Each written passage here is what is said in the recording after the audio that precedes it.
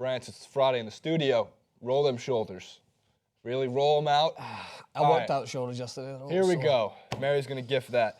Kyle Korver is going to the Cleveland Cavaliers. Now, one of the best three-point shooters in NBA history, actually. Currently coming off a season which was a dip. Now, 2 years ago, Kyle Korver was an all-star. I used to argue with J.R. Jackson all the time.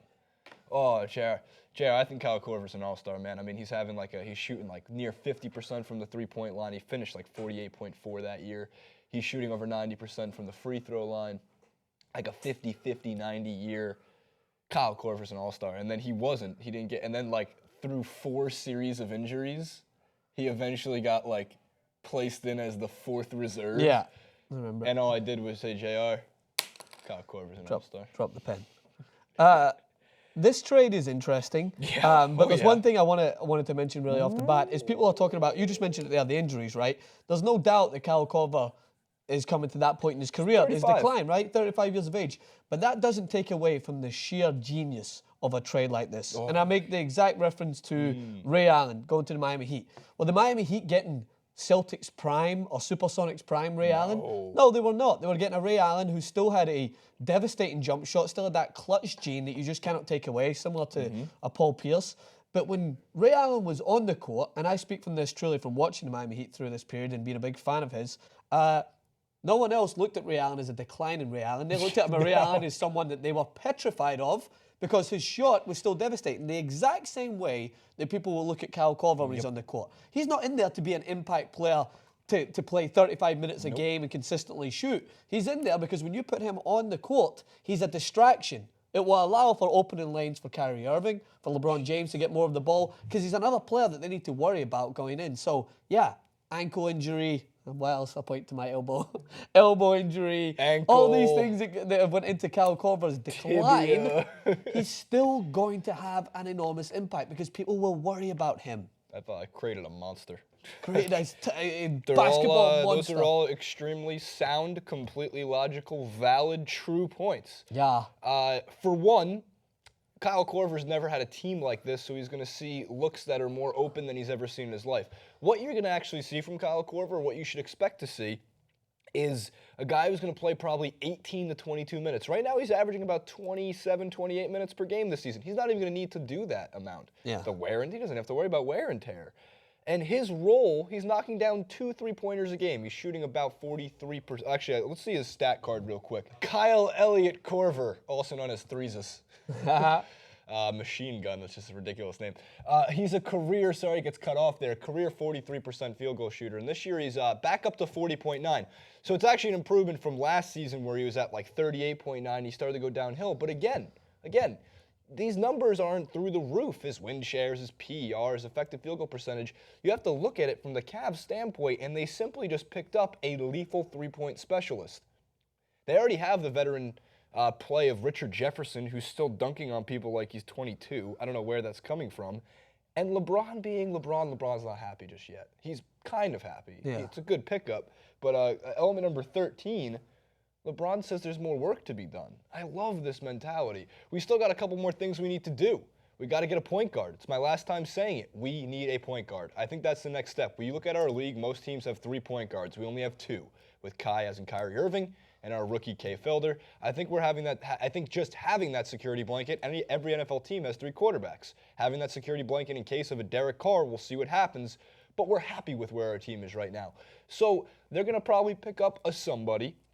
Doesn't have to be anybody of significance, but they want to make sure that, let's say Kyrie Irving goes down, which historically says would happen at some point this season, and is out for even a minimal amount of time, they don't want to lose the momentum. I've said it since the 5th game of the season. You can oogle and ogle and ploggle and doggle. All words I made up.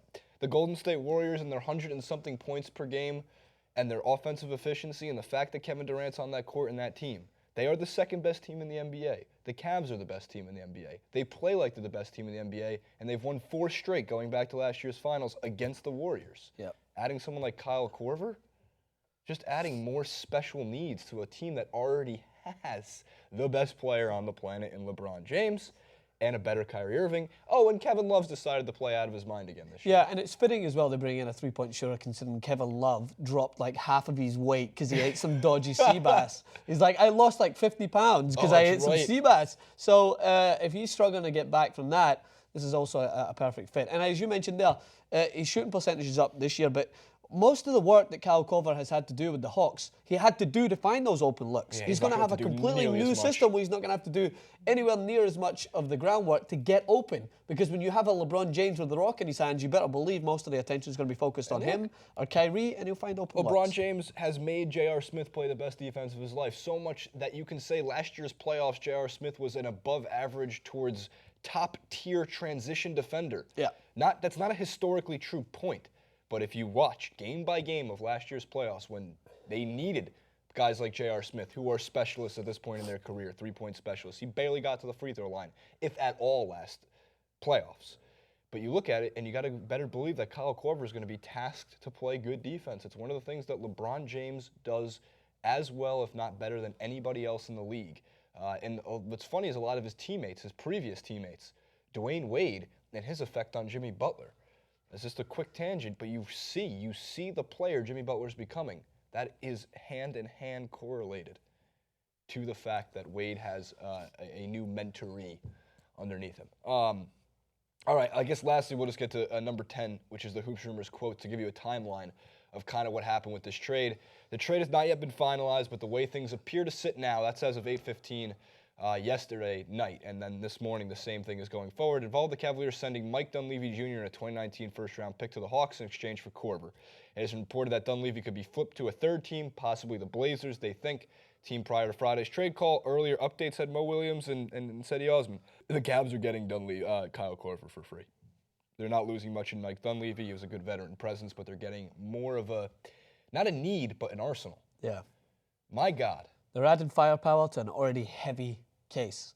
Does this mean the Cavs are going to win the finals? No, it still means the Cavs are going to play the Warriors for 7 games to decide who the just makes it's going to be the game that's already going to be mouth-watering is just going to have another devastating three-point shooter. It's just going to be raining threes. Like it's raining men? It's going to be... Whose dream are we talking about here? Yours. Okay. Luna's. Hit us in the comments. Don't talk about my dog. Hit us in the comments. Never mention Luna. It's Friday. You didn't bring LD. I've survived the plague. I'm very excited. I know, we're back. We'll be back in, I feel we'll be alive back again. In just a minute with the greatest story of 2017, and nothing will top it, I swear.